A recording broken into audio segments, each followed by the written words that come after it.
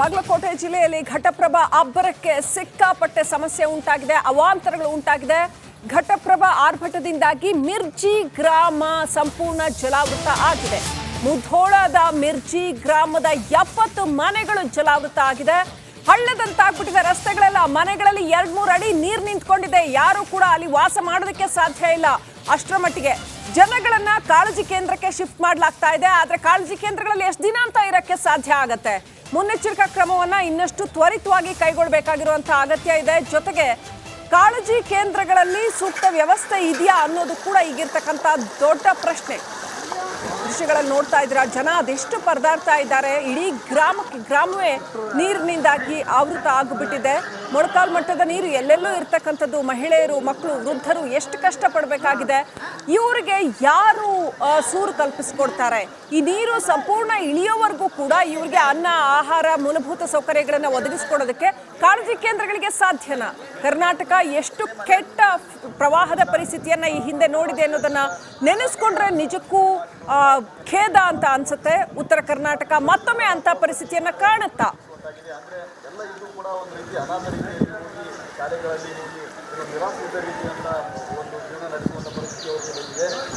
ಸುಮಾರು ವರ್ಷಗಳಿಂದ ಈ ಗ್ರಾಮವನ್ನ ಈಗಾಗಲೇ ಏನು ಒಂದು ಮಳೆ ಸಿಕ್ಕಾಪಟ್ಟೆ ಆಗಿ ನಿಮ್ಮದು ಘಟಪ್ರಭಾ ನದಿ ಬಂದ ಮೇಲೆ ಇಲ್ಲಿ ನಿಮ್ಮೂರಾಗ ನೀರು ಬರ್ತದೆ. ಇದು ಪರ್ಮನೆಂಟ್ ಆಗಿ ಬರ್ತಾಯಿತ್ತು, ಈಗ ಸ್ವಲ್ಪ ದಿನಗಳಿಂದ ಬರ್ತಾಯಿತ್ತು? ಈಗ ಕೆಲವೇ ಈಗ ಒಂದು 5-6 ವರ್ಷದಿಂದ ರೀ ಸಿಕ್ಕಾಪಟ್ಟಿ ಬಂದಿದೆ ರೀ. ಹೀಗಾಗಿ ನಮ್ಮಲ್ಲಿ ನಮ್ಮ ರೈತರಿಗೆ ಭಾಳ ತೊಂದರೆ ಆಗ್ತಾ ಇದೆ ರೀ. ಪ್ರತಿ ಸಲ 50-60 ಮನೆಗಳು ಮುಣುಗ್ತಾವ್ರಿ. ಯಾವಾಗ ಬರ್ತಾರೆ 10,000 ರೂಪಾಯಿ ಸಹಾಯಧನ ಕೊಡ್ತಾರ್ರಿ. ಬಿಟ್ರೆ ಶಾಶ್ವತ ಪರಿಹಾರ ಯಾರು ಕೊಡ್ತಾ ಇಲ್ರಿ. ಇದಕ್ಕಾಗಿ ಗೌರ್ಮೆಂಟ್ದವರು ಸಾವಿರಾರು ಜಮೀನ ಬೇರೆ ಕಡೆ ಹಳ್ಳಿಗಳಿಗೆ ಶಿಫ್ಟ್ ಮಾಡ್ಯಾರ್ರಿ.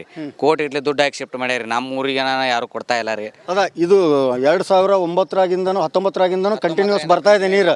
ಬಟ್ ಇಲ್ಲಿವರೆಗೂ ಕೂಡ ಯಾವುದೇ ನಿಮ್ಗೆ ಒಂದು ಪುನರ್ವಸತಿ ಕೇಂದ್ರಗಳನ್ನು ಮಾಡೋದು ಯಾವುದೂ ಮಾಡಿಲ್ವಾ? ಏನು ಮಾಡಿಲ್ರಿ ಸರ್. ಯಾರು ಅದ್ರ ಬಗ್ಗೆ ಚರ್ಚೆನೂ ಮಾಡಿಲ್ರಿ. ಬರ್ತಾರ್ರಿ, ನೀರು ಬಂದಾಗ ಒಂದು ಸ್ವಲ್ಪ ನೋಡ್ತಾರ್ರಿ, ಕಾಳಜಿ ಕೇಂದ್ರ ತೆಗಿದಾರ್ರಿ. ಭಾಳ ಆದ್ರ 10,000 5,000 ಹಿಂಗೆ ಸಹಾಯಧನ ಕೊಡ್ತಾರ್ರಿ. ಭಾಳ ರೀ ರೈತರು ಅಂತೂ ಜಮೀನುಗಳಂತೂ ಸಿಕ್ಕಾಪಟ್ಟಿ ಮುಳುಗ್ಯಾವ್ರಿ. ಜಮೀನಿಗಾಗಲಿ ಊರಿಗಾಗಲಿ ಯಾವುದೇ ರೀತಿ ಏನು ಪರಿಹಾರವನ್ನು ಒದಗಿಸ್ತಾ ಇಲ್ರಿ. ಸರಿ, ಕನಿಷ್ಠ ಇಲ್ಲಿವರೆಗೂ ಕೂಡ ಎಷ್ಟು ಒಂದು ಹೊಲಗಳದೊಳಗೆ ಈಗ ಪೀಕ್ ಏನು ಬೆಳೆದಿರಲಿಲ್ಲ, ಜಾಸ್ತಿ ಕಬ್ಬು ಬೆಳಿತೀರಿ ನೀವು. ಕಬ್ಬು ಎಷ್ಟು ಲಾಸ್ ಆಗಿರ್ಬೋದು ಅಂದಾಜು ನಿಮ್ಮ ಮಿರ್ಚಿ ಗ್ರಾಮದಲ್ಲಿ ಇರ್ತಕ್ಕಂಥವ್ರು? ಸರ್, ಅವ್ರು 1000 ಎಕರೆ ಜಮೀನು ಮುಳುಗ್ತೈತ್ರಿ. ಸಾಕಷ್ಟು ಬೆಳೆಗಳು ಲಾಸ್ ಆಗ್ಯಾವ, ರೈತರು ಸಾಕಷ್ಟು ಲಾಸ್ ಆಗ್ಯಾರಿ. ಮತ್ತು ಎಲ್ಲ ಹಿಂದಿನ ಸರ್ಕಾರನೂ ಏನೂ ಮಾಡಿಲ್ರಿ. ಈಗಿನ ಸರ್ಕಾರ ಸ್ಥಳಾಂತರ ಮಾಡ್ಲಿತ್ತ ನಮ್ಮ ಕಳೆಯಿಂದ ಊರಿಂದ ಬೇಡೋದ್ರು. 60ರಿಂದ 70 ಕುಟುಂಬಗಳ ಒಂದು ಸ್ವಲ್ಪ ನೀರು ಬಂದರೂ ಸರಿ ನೀರಾಗ ನಿಲ್ಲುವಂಥ ಕೆಲಸ ಆಕತ್ರಿ. ಈಗಾಗಲೇ ಇದು 19 ಆಗಿರ್ಬೋದು, 21 ಆಗಿರ್ಬೋದು, ಇವತ್ತು 24 ಆಗಿರ್ಬೋದು. ಪ್ರತಿ ವರ್ಷ ಹೊಳಿ ಬಂದಾಗೂ ಈ ಟೈಪ್ ಸಮಸ್ಯೆ ಐತ್ರಿದ.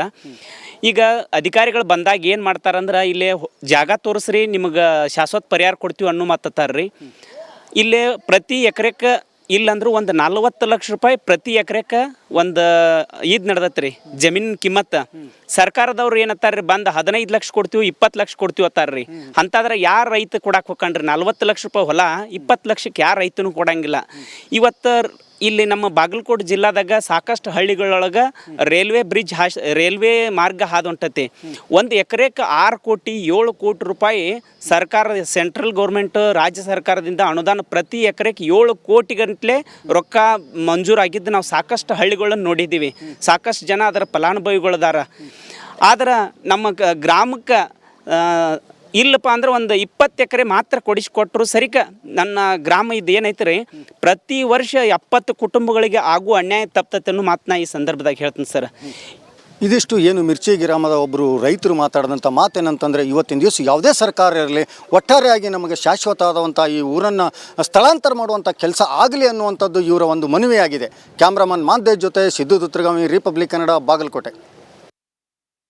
ಪ್ರತಿ ವರ್ಷ ಈ ಕಷ್ಟದಲ್ಲಿ ಇರ್ತಾರೆ ಅನ್ನೋದನ್ನು ನೇರವಾಗಿ ಅವರನ್ನ. ಅಜ್ಜಿ, ಎಲ್ಲಿ ಹೊಂಟಿರಿ ಅಜ್ಜಿ? ಈಗ ಹೊಲಕ್ಕೆ ಹೋಗ್ತೀವ್ರಿ. ಹೊಲಕ್ಕೆ? ಹ್ಞೂ ರೀ. ಅಲ್ಲ, ಇಷ್ಟು ನೀರು ಬಂದದ, ಹೊಲಕ್ಕೆ ಹೋಗೋದ್ರಿಂದ ನಿಮಗೆ ಸಮಸ್ಯೆ ಆಗುತ್ತೆ ಇಲ್ಲ? ಏನು ಮಾಡಿದ್ರಿ, ನೀರ ಬಂದೈತ್ರಿ ಊರಾಗ. ಮತ್ತು ಒಟ್ಟು ಹಾಯಕ್ಕೆ ಬರಂಗಿಲ್ಲ ರೀ. ಮತ್ತು ಕಬ್ಬುಗಳೆಲ್ಲ ಮುನಿಗ್ಯಾರಿ, ಮನೆಗೊಳಗೂ ನೀರು ಹೊಕ್ಕಾರಿ. ಈಗ ಮನೆಗಳ್ದಾಗ ಕಬ್ಬಿನಾಗೆ ನೀರು ಹೋಗ್ಯಾವಲ್ಲ, ಹೋದ್ರೂ ಕೂಡ ಇವತ್ತಿನ ದಿವ್ಸ ನೀವು ನೀರಾಗ ನಡ್ಕೊತ ಹೊಂಟಿರ್ತಿಲ್ಲ. ಭಾಳಷ್ಟು ಊರಿನಾಗ, ಒಂದೊಂದು ಊರಿನಾಗ ಮಂದಿ ನೀರಾಗ ಮುಣಿಗಿ ಹರಿದು ಹೋಗ್ಬಿಟ್ರ. ಹಂಗಾದ್ರೆ ಯಾಕೆ ಅಂಜಿಕಿಲ್ಲ ನಿಮಗೆ? ಹೌದ್ರಿ, ಅಂಜಿಕೆ ಬರ್ತೈತ್ರಿ. ಮತ್ತು ಏನು ಮಾಡಿದ್ರಿ, ರಾತ್ರಿ ಏನಾರು ಬಾಂದ್ಗಿಂದ ಆತ ಅನಿಸ್ತೈತ್ರಿ. ಮತ್ತು ಎಲ್ಲರೂ ಬಿಟ್ಟು ಹೋಗ್ಯಾರ್ರಿ, ನಾವು ಅಟ್ಟ ಉಳ್ದೀವ್ರಿ. ನಾವು ಹೊಂಟೀವ್ರಿ. ಈಗ ಅಲ್ಲ, ಈಗ ಗಂಜಿ ಕೇಂದ್ರ ಸರ್ಕಾರದವ್ರು ಬಂದು ಗಂಜಿ ಕೇಂದ್ರ ಮಾಡಿ ಅಲ್ಲಿ ಬರ್ರಿ, ಅಲ್ಲಿ ಇರ್ರಿ, ಇಲ್ಲಿ ಊರಾಗ ಬೇಡ, ಹುಳ ಹುಪ್ಪಡಿ ನೀರು ಬರ್ತೈತೆ ಅಂತಂದ್ರೆ ಬಾಗಲಕೋಟೆ ಜಿಲ್ಲೆಯಲ್ಲಿ ಘಟಪ್ರಭಾ ಅಬ್ಬರಕ್ಕೆ ಸಿಕ್ಕಾಪಟ್ಟೆ ಸಮಸ್ಯೆ ಉಂಟಾಗಿದೆ, ಅವಾಂತರಗಳು ಉಂಟಾಗಿದೆ. ಘಟಪ್ರಭಾ ಆರ್ಭಟದಿಂದಾಗಿ ಮಿರ್ಜಿ ಗ್ರಾಮ ಸಂಪೂರ್ಣ ಜಲಾವೃತ ಆಗಿದೆ. ಮುಧೋಳದ ಮಿರ್ಜಿ ಗ್ರಾಮದ 70 ಮನೆಗಳು ಜಲಾವೃತ ಆಗಿದೆ. ಹಳ್ಳದಂತಾಗ್ಬಿಟ್ಟಿದೆ ರಸ್ತೆಗಳೆಲ್ಲ. ಮನೆಗಳಲ್ಲಿ 2-3 ಅಡಿ ನೀರು ನಿಂತ್ಕೊಂಡಿದೆ. ಯಾರು ಕೂಡ ಅಲ್ಲಿ ವಾಸ ಮಾಡೋದಕ್ಕೆ ಸಾಧ್ಯ ಇಲ್ಲ. ಅಷ್ಟರ ಮಟ್ಟಿಗೆ ಜನಗಳನ್ನ ಕಾಳಜಿ ಕೇಂದ್ರಕ್ಕೆ ಶಿಫ್ಟ್ ಮಾಡಲಾಗ್ತಾ ಇದೆ. ಆದ್ರೆ ಕಾಳಜಿ ಕೇಂದ್ರಗಳಲ್ಲಿ ಎಷ್ಟು ದಿನ ಅಂತ ಇರಕ್ಕೆ ಸಾಧ್ಯ ಆಗತ್ತೆ? ಮುನ್ನೆಚ್ಚರಿಕಾ ಕ್ರಮವನ್ನ ಇನ್ನಷ್ಟು ತ್ವರಿತವಾಗಿ ಕೈಗೊಳ್ಳಬೇಕಾಗಿರುವಂತಹ ಅಗತ್ಯ ಇದೆ. ಜೊತೆಗೆ ಕಾಳಜಿ ಕೇಂದ್ರಗಳಲ್ಲಿ ಸೂಕ್ತ ವ್ಯವಸ್ಥೆ ಇದೆಯಾ ಅನ್ನೋದು ಕೂಡ ಈಗಿರ್ತಕ್ಕಂಥ ದೊಡ್ಡ ಪ್ರಶ್ನೆ. ದೃಶ್ಯಗಳಲ್ಲಿ ನೋಡ್ತಾ ಇದ್ದೀರಾ, ಜನ ಅದೆಷ್ಟು ಪರದಾಡ್ತಾ ಇದ್ದಾರೆ. ಇಡೀ ಗ್ರಾಮವೇ ನೀರಿನಿಂದಾಗಿ ಆವೃತ ಆಗಿಬಿಟ್ಟಿದೆ. ಮೊಳಕಾಲು ಮಟ್ಟದ ನೀರು ಎಲ್ಲೆಲ್ಲೂ ಇರ್ತಕ್ಕಂಥದ್ದು. ಮಹಿಳೆಯರು, ಮಕ್ಕಳು, ವೃದ್ಧರು ಎಷ್ಟು ಕಷ್ಟಪಡಬೇಕಾಗಿದೆ. ಇವರಿಗೆ ಯಾರು ಸೂರು ಕಲ್ಪಿಸ್ಕೊಡ್ತಾರೆ? ಈ ನೀರು ಸಂಪೂರ್ಣ ಇಳಿಯೋವರೆಗೂ ಕೂಡ ಇವರಿಗೆ ಅನ್ನ, ಆಹಾರ, ಮೂಲಭೂತ ಸೌಕರ್ಯಗಳನ್ನು ಒದಗಿಸ್ಕೊಡೋದಕ್ಕೆ ಕಾಳಜಿ ಕೇಂದ್ರಗಳಿಗೆ ಸಾಧ್ಯನಾ? ಕರ್ನಾಟಕ ಎಷ್ಟು ಕೆಟ್ಟ ಪ್ರವಾಹದ ಪರಿಸ್ಥಿತಿಯನ್ನ ಈ ಹಿಂದೆ ನೋಡಿದೆ ಅನ್ನೋದನ್ನ ನೆನೆಸ್ಕೊಂಡ್ರೆ ನಿಜಕ್ಕೂ ಖೇದ ಅಂತ ಅನ್ಸುತ್ತೆ. ಉತ್ತರ ಕರ್ನಾಟಕ ಮತ್ತೊಮ್ಮೆ ಅಂತ ಪರಿಸ್ಥಿತಿಯನ್ನ ಕಾಣುತ್ತಾ? ಎಲ್ಲ ಇದು ಕೂಡ ಒಂದು ರೀತಿ ಅನಾಥ ರೀತಿಯಲ್ಲಿ ಹೋಗಿ ಶಾಲೆಗಳಲ್ಲಿ ಹೋಗಿ ನಿರಾಶ್ರಿತ ರೀತಿಯಂತ ಒಂದು ಜೀವನ ನಡೆಸುವಂಥ ಪರಿಸ್ಥಿತಿ ಅವರಿಗೆ ಬಂದಿದೆ. ಸುಮಾರು ವರ್ಷಗಳಿಂದ ಈ ಗ್ರಾಮವನ್ನು ಈಗಾಗಲೇ ಏನು ಒಂದು ಮಳೆ ಸಿಕ್ಕಾಪಟ್ಟೆ ಆಗಿ ನಿಮ್ಮದು ಘಟಪ್ರಭಾ ನದಿ ಬಂದ ಮೇಲೆ ಇಲ್ಲಿ ನಿಮ್ಮೂರಾಗ ನೀರು ಬರ್ತದೆ. ಇದು ಪರ್ಮನೆಂಟ್ ಆಗಿ ಬರ್ತಾಯಿತ್ತು, ಈಗೀಗ ಸ್ವಲ್ಪ ದಿನಗಳಿಂದ ಬರ್ತಾಯಿತ್ತು? ಈಗ ಕೆಲವೇ ಈಗ ಒಂದು 5-6 ವರ್ಷದಿಂದ ರೀ ಸಿಕ್ಕಾಪಟ್ಟಿ ಬಂದಿದೆ ರೀ. ಹೀಗಾಗಿ ನಮ್ಮಲ್ಲಿ ನಮ್ಮ ರೈತರಿಗೆ ಭಾಳ ತೊಂದರೆ ಆಗ್ತಾ ಇದೆ ರೀ. ಪ್ರತಿ ಸಲ 50-60 ಮನೆಗಳು ಮುಳುಗ್ತಾವ್ರಿ. ಯಾವಾಗ ಬರ್ತಾರೆ 10,000 ರೂಪಾಯಿ ಸಹಾಯಧನ ಕೊಡ್ತಾರ್ರಿ. ಬಿಟ್ರೆ ಶಾಶ್ವತ ಪರಿಹಾರ ಯಾರು ಕೊಡ್ತಾ ಇಲ್ರಿ. ಇದಕ್ಕಾಗಿ ಗೌರ್ಮೆಂಟ್ದವರು ಸಾವಿರಾರು ಜಮೀನ ಬೇರೆ ಕಡೆ ಹಳ್ಳಿಗಳಿಗೆ ಶಿಫ್ಟ್ ಮಾಡ್ಯಾರ್ರಿ. ಕೋಟಿ ಇಟ್ಲಿ ದುಡ್ಡು ಹಾಕಿ ಶಿಫ್ಟ್ ಮಾಡ್ಯಾರಿ. ನಮ್ಮ ಊರಿಗೆ ಯಾರು ಕೊಡ್ತಾ ಇಲ್ಲ ರೀ. ಅದ ಇದು 2009ರಾಗಿಂದನೂ 19ರಾಗಿಂದನೂ ಕಂಟಿನ್ಯೂಸ್ ಬರ್ತಾ ಇದೆ ನೀರು. ಬಟ್ ಇಲ್ಲಿವರೆಗೂ ಕೂಡ ಯಾವುದೇ ನಿಮ್ಗೆ ಒಂದು ಪುನರ್ವಸತಿ ಕೇಂದ್ರಗಳನ್ನು ಮಾಡೋದು ಯಾವುದೂ ಮಾಡಿಲ್ವಾ? ಏನು ಮಾಡಿಲ್ರಿ ಸರ್. ಯಾರು ಅದ್ರ ಬಗ್ಗೆ ಚರ್ಚೆನೂ ಮಾಡಿಲ್ರಿ. ಬರ್ತಾರ್ರಿ, ನೀರು ಬಂದಾಗ ಒಂದು ಸ್ವಲ್ಪ ನೋಡ್ತಾರ್ರಿ, ಕಾಳಜಿ ಕೇಂದ್ರ ತೆಗಿದಾರ್ರಿ. ಭಾಳ 10,000 5,000 ಹಿಂಗೆ ಸಹಾಯಧನ ಕೊಡ್ತಾರ್ರಿ. ಭಾಳ ರೀ ರೈತರು ಅಂತರೂ ಜಮೀನುಗಳಂತೂ ಸಿಕ್ಕಾಪಟ್ಟಿ ಮುಳುಗ್ಯಾವ್ರಿ. ಜಮೀನಿಗಾಗಲಿ ಊರಿಗಾಗಲಿ ಯಾವುದೇ ರೀತಿ ಏನು ಪರಿಹಾರವನ್ನು ಒದಗಿಸ್ತಾ ಇಲ್ರಿ. ಸರಿ, ಕನಿಷ್ಠ ಇಲ್ಲಿವರೆಗೂ ಕೂಡ ಎಷ್ಟು ಒಂದು ಹೊಲಗಳದೊಳಗೆ ಈಗ ಪೀಕ್ ಏನು ಬೆಳೆದಿರಲಿಲ್ಲ, ಜಾಸ್ತಿ ಕಬ್ಬು ಬೆಳಿತೀರಿ ನೀವು. ಕಬ್ಬು ಎಷ್ಟು ಲಾಸ್ ಆಗಿರ್ಬೋದು ಅಂದಾಜು ನಿಮ್ಮ ಮಿರ್ಚಿ ಗ್ರಾಮದಲ್ಲಿ ಇರ್ತಕ್ಕಂಥವ್ರು? ಸರ್, ಸಾವಿರಾರು ಎಕರೆ ಜಮೀನು ಮುಳುಗ್ತೈತ್ರಿ. ಸಾಕಷ್ಟು ಬೆಳೆಗಳು ಲಾಸ್ ಆಗ್ಯಾವ. ರೈತರು ಸಾಕಷ್ಟು ಲಾಸ್ ಆಗ್ಯಾರ. ಮತ್ತು ಎಲ್ಲ ಹಿಂದಿನ ಸರ್ಕಾರನೂ ಏನೂ ಮಾಡಿಲ್ರಿ. ಈಗಿನ ಸರ್ಕಾರ ಸ್ಥಳಾಂತರ ಮಾಡ್ಲಿತ್ತ ನಮ್ಮ ಕಳೆಯಿಂದ ಊರಿಂದ ಬೇಡೋದ್ರು. 60ರಿಂದ 70 ಕುಟುಂಬಗಳ ಒಂದು ಸ್ವಲ್ಪ ನೀರು ಬಂದರೂ ಸರಿ ನೀರಾಗಿ ನಿಲ್ಲುವಂಥ ಕೆಲಸ ಆಕತ್ರಿ. ಈಗಾಗಲೇ ಇದು 19 ಆಗಿರ್ಬೋದು, 21 ಆಗಿರ್ಬೋದು, ಇವತ್ತು 24 ಆಗಿರ್ಬೋದು. ಪ್ರತಿ ವರ್ಷ ಹೊಳಿ ಬಂದಾಗೂ ಈ ಟೈಪ್ ಸಮಸ್ಯೆ ಐತ್ರಿದ. ಈಗ ಅಧಿಕಾರಿಗಳು ಬಂದಾಗ ಏನು ಮಾಡ್ತಾರಂದ್ರೆ, ಇಲ್ಲೇ ಜಾಗ ತೋರಿಸ್ರಿ, ನಿಮಗೆ ಶಾಶ್ವತ ಪರಿಹಾರ ಕೊಡ್ತೀವಿ ಅನ್ನೋ ಮಾತಾಡ್ತಾರ್ರಿ. ಇಲ್ಲೇ ಪ್ರತಿ ಎಕರೆಕ್ಕೆ ಇಲ್ಲಂದ್ರೂ ಒಂದು 40 ಲಕ್ಷ ರೂಪಾಯಿ ಪ್ರತಿ ಎಕರೆಕ್ಕೆ ಒಂದು ಇದು ನಡೆದತ್ರಿ ಜಮೀನಿನ ಕಿಮ್ಮತ್ತು.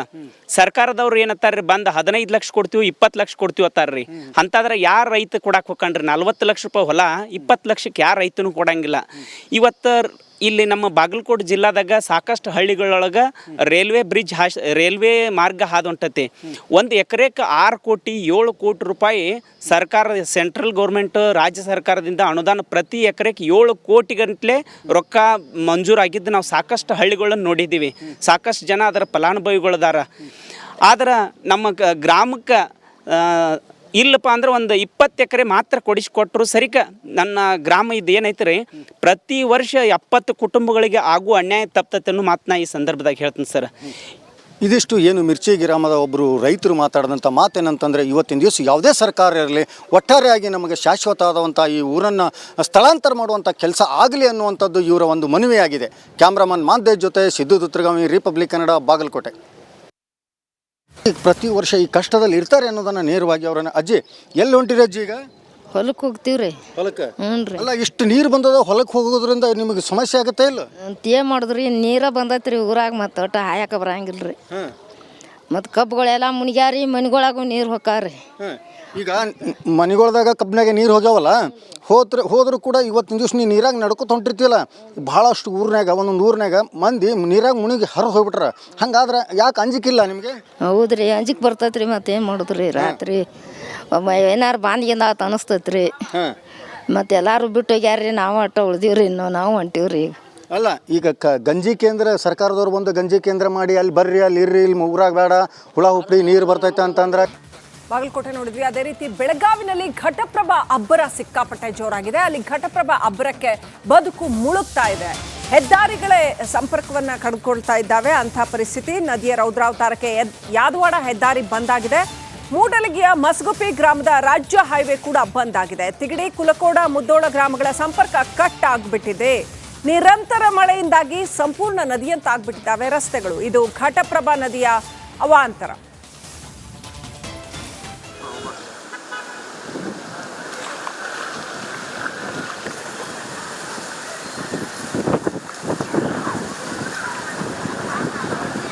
ಕುಡಿಯೋಕೆ ನೀರಿಲ್ಲದೆ ಜನ ಒದ್ದಾಡ್ತಾರೆ ಉತ್ತರ ಕರ್ನಾಟಕ ಭಾಗದಲ್ಲಿ.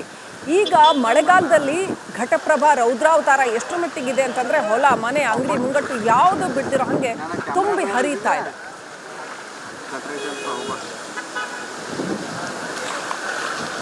ಪಶ್ಚಿಮ ಘಟ್ಟ ಪ್ರದೇಶದಲ್ಲಿ ಧಾರಾಕಾರವಾಗಿ ಮಳೆ ಆಗ್ತಿದೆ. ಹಾಗಾಗಿ ಘಟಪ್ರಭಾ ನದಿ ಉಕ್ಕಿ ಹರಿತಾ ಇರುವ ಹಿನ್ನೆಲೆಯಲ್ಲಿ ಯಾದವಾಡ ರಾಜ್ಯ ಹೆದ್ದಾರಿ ಸಂಪೂರ್ಣವಾಗಿ ಜಲಾವೃತ ಆಗಿರುವಂಥದ್ದು. ಸದ್ಯ ನಾನು ಕೂಡ ಈಗ ಏನು ಯಾದವಾಡ ಸಂಪರ್ಕಿಸುವಂಥ ಈ ರಾಜ್ಯ ಹೆದ್ದಾರಿಯಲ್ಲೇ ಏನು ಇರುವಂಥದ್ದು